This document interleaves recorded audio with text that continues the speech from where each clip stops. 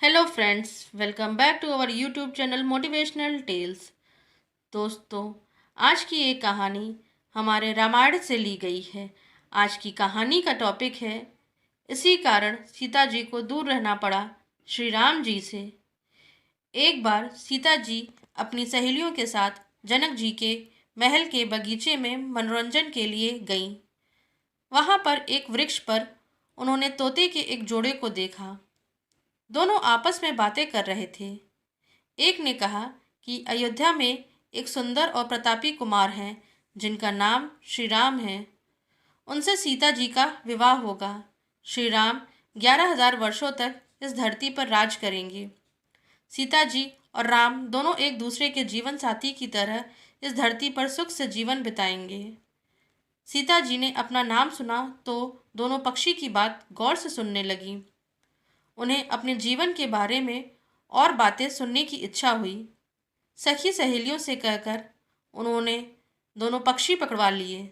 सीता जी ने उन्हें प्यार से सहलाया और कहा, भय मत करो, तुम बड़ी अच्छी बातें करते हो। यह बताओ, ये ज्ञान तुम्हें कहाँ से मिला? मुझसे डरने की ज़रूरत नहीं। दोनों का डर समाप्त हुआ। वे समझ गए कि ये स्वयं सीता जी हैं। दोनों ने बताया कि वाल्मीकि नाम के एक महर्षि वाल्मीकि जी हैं। वे उनके आश्रम में ही रहते हैं। रोज़ श्री राम और सीता जी के जीवन की चर्चा करते हैं।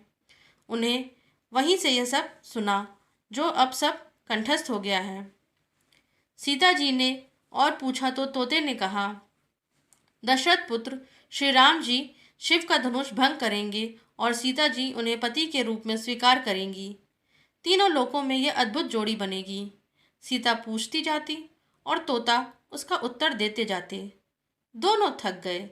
उन्होंने सीता से कहा, यह कथा बहुत विस्तृत है, कई माह लगेंगे सुनाने में। दोनों उड़ने को तैयार हुए। यह देख सीता ने कहा, तुमने मेरे भावी पति के बारे में बताया। उनके बारे में बड़ी जिज्ञासा हुई है।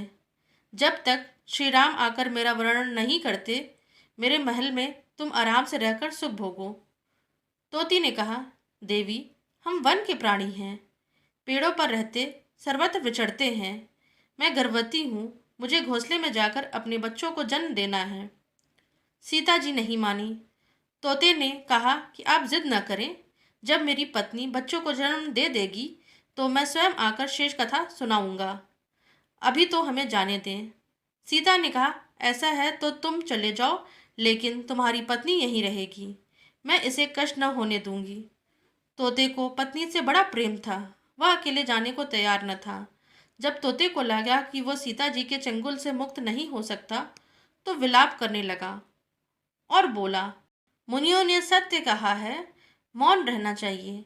यदि हम कथा न कहते तो मुक्त होते। तोती अपने पति से बिछड़ना सहन नहीं कर पा रही थी। उसने सीता जी से कहा, आप मुझे पति से अलग न करें, मैं आपको श्राप दे दूंगी। सीता हंसने लगी। उन्होंने कहा, श्राप देना है तो दे दो। एक राजकुमारी का पक्षी के श्राप से भला क्या बिगड़ेगा।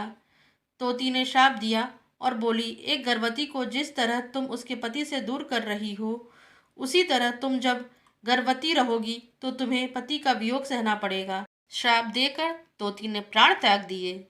पत्नी को मरता देख तोता क्रोध में बोला, अपनी पत्नी के वचन सत्य करने के लिए मैं ईश्वर को प्रसन्न कर श्री राम के नगर में जन्म लूंगा और अपनी पत्नी का श्राप सत्य कराने का माध्यम बनूंगा।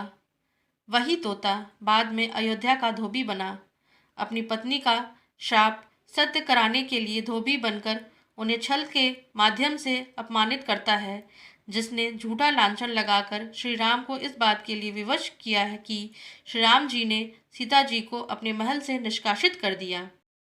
तो दोस्तों, सावधान रहें, क्योंकि ये कहानी एक बात साफ साफ सिखाती है कि अपने स्वार्थ हेतु जाने अनजाने की गई गलत जिद का परिणाम हमें देर सवेर भोगना ही पड़ता है।